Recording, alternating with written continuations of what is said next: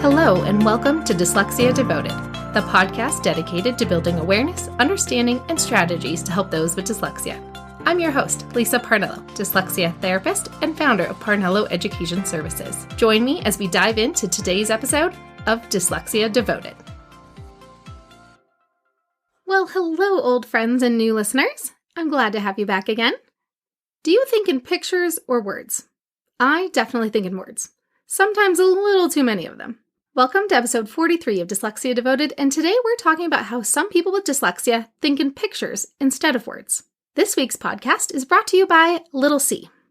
Little C is a 4th grade student of mine, and she picked this week's episode for you. My kids have loved knowing that I talk to other people about dyslexia, and so they like to get in on the action and inspire some ideas for me. So before we get into this week's episode, I had a couple of requests to turn my dyslexia course for parents into a course for teachers and educators.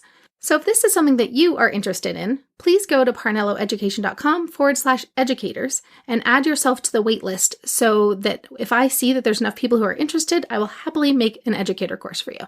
So for today's episode, this is actually my second podcast recording today because I'm actually guesting on some other people's podcasts in the next couple of weeks. So whenever I have more information for the exact date, I will share them with you. But so far today, I've actually already done a whole podcast interview that you get to listen to later on another podcast if you would like to check out a new one. So I'll let you know more details about that after we finalize the air date on that one. So this one is going to be from the heart. Usually I have a little bit of an outline or a script that I follow of the main points I want to cover with you. But today, since this is inspired by a kid, we're going to do it kid style of saying what we're thinking about. Dyslexia is a language-based learning difference. And one thing that is really hard for people to understand is, what does that mean?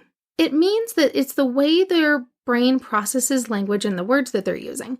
And so sometimes kids with dyslexia, and adults, I suppose, think in pictures actually and not words. Words are not their go-to for when they're trying to think about information sometimes. And so today's episode, I wanted to share a few examples of that. So this was originally inspired by Little C. Little C loves bouncing into my office and telling me about her day or her week or whatever's going on in her life. But the thing is, when she goes to tell me about it, do you know what the first thing she does? She runs and grabs my whiteboard marker and draws it out. She'll use her words too and talk to me, but when she can't find the right words, she'll draw me a picture to show what she means.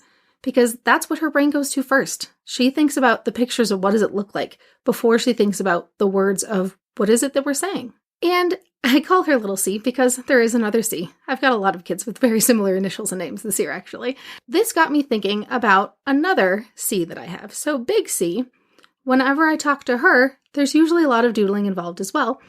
And I was trying to ask her something, and she said, well, yeah, I think in pictures too. I don't think in words. I can see it. I can see how it all goes out. So in my mind, I can see how everything is all laid out and how it all works together. She actually envisions her thoughts of what a concept is more than she actually thinks about it in words. So that was the inspiration of this week's episode, is that helping people realize that sometimes kids with dyslexia, it's not that they don't understand. It's that they don't know how to communicate their understanding. The words are all in their head, but they don't always come out like they should. This actually got brought up earlier this week when an educator came to me saying that one of my students was having trouble comprehending. And I found that kind of hard to believe because this student is very smart. So that student struggling to understand things made me wonder what she meant by the fact the child was struggling. It turned out it was more that the student didn't know how to explain their understanding because the student thinks in pictures. It doesn't always come out in words. So if you ask a question about the text, it doesn't easily come out in the form of words. So it sounds like the student doesn't understand what's happening when really they're just having a hard time explaining their understanding because that requires a lot more words. And sometimes the words are what mess up kids with dyslexia. It's not just about the reading. Kids with dyslexia often struggle with the words in their head as well. They can't always find the right word. The proper terminology is word finding. And they have all these ideas, but they can't always pull out the word quickly and easily to talk about it. There was one year I was working with a girl and we were reading a book together, but the stories we were reading are decodable stories, meaning that they're controlled so that only words that we've taught them how to read are included in the story. So sometimes in those earlier levels, those stories are a little weird because you have to leave out really important words And you have to use some inferencing to figure out what they're talking about because they can't write that word on the page because it doesn't follow any of the patterns that we've taught them so far. So we're reading this story about a kid who's playing a game and there's a bat and a ball. And so the girl, I ask her, so what game are they playing? Because they couldn't use the word baseball. We hadn't learned silent E yet, so they couldn't put in the word base. So as we're reading the story, I say, okay, tell me about the sport that they're playing. And her answer was, she pantomimes somebody hitting a baseball along with the sound effect of the bat hitting the ball. And she was actually more easily able to pantomime and think about how to act it out before she could actually think about the word baseball. For her, it made so much more sense to envision it and act it out than it did to come up with the words. For me personally, I'd have to think a minute to figure out how would I pantomime the game of baseball. I couldn't just do that quickly faster than I can think of the word baseball. That's not the way my brain would work. But sometimes for kids with dyslexia, they think about what it looks like first. They think about what's happening in that moment before they actually think about the words to describe that. This isn't everybody, obviously. I'm sure there are plenty of people with dyslexia who actually think in words, but it's something to point out that not everybody does think in words, because often we think that the way we think is the way everybody thinks, when really, that's not it at all. Some people think in a totally different way, and that's part of what dyslexia is. Thinking and processing in a totally different way. So before we assume that kids don't understand something, sometimes we have to think about how they understand it. Do they understand what it looks like, or do they understand the words that describe it? What can we do to support that effort? So when I started talking about little C earlier, she draws out what she wants to say. So she found a way to communicate. She uses her words, and I sometimes will help give her new words so that she can better describe it in actual words. So she will describe it the best she can as she doodles it out, and then I will help provide her some of the words to better describe it in detail using actual audible vocabulary, not just images on a whiteboard. Having dyslexia means doing things differently sometimes, and this came up this week also with Big O. When she logged into our weekly little Zoom session, she told me about how she was really excited about her history teacher because her history teacher decided to change the way he gives her tests. He decided that giving multiple choice questions and the formatting of the current testing situation wasn't working for her. He could see through her essays she had a better understanding of the concepts than what it was looking like on test scores.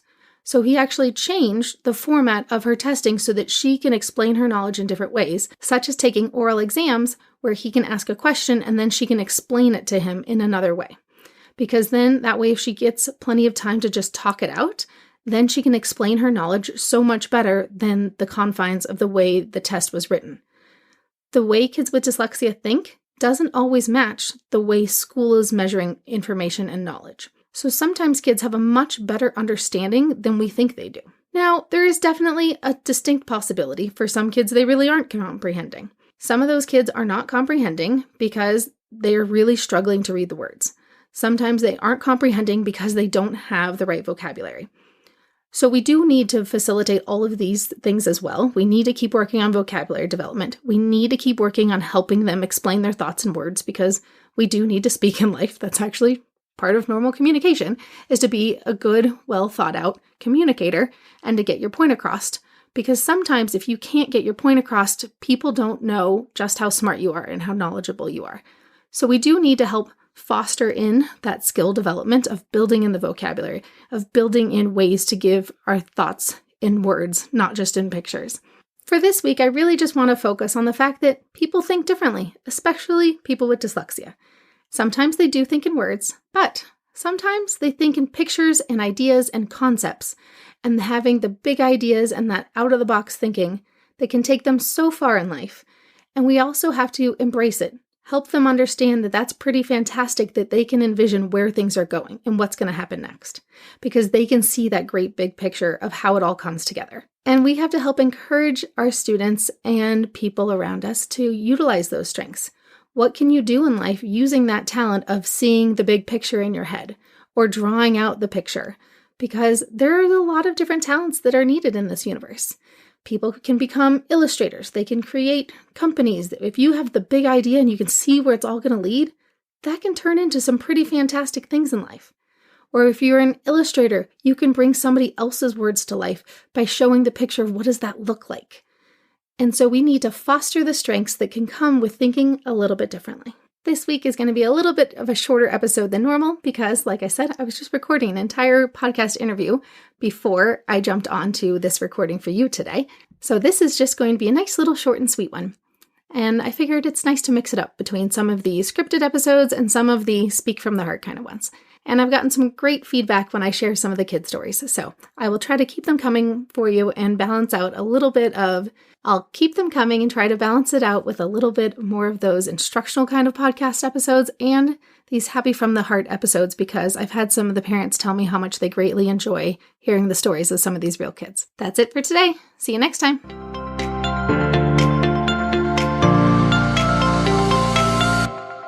Thanks for tuning in to today's episode. If you want to learn even more about dyslexia, check out parnelloeducation.com/courses. See you next time.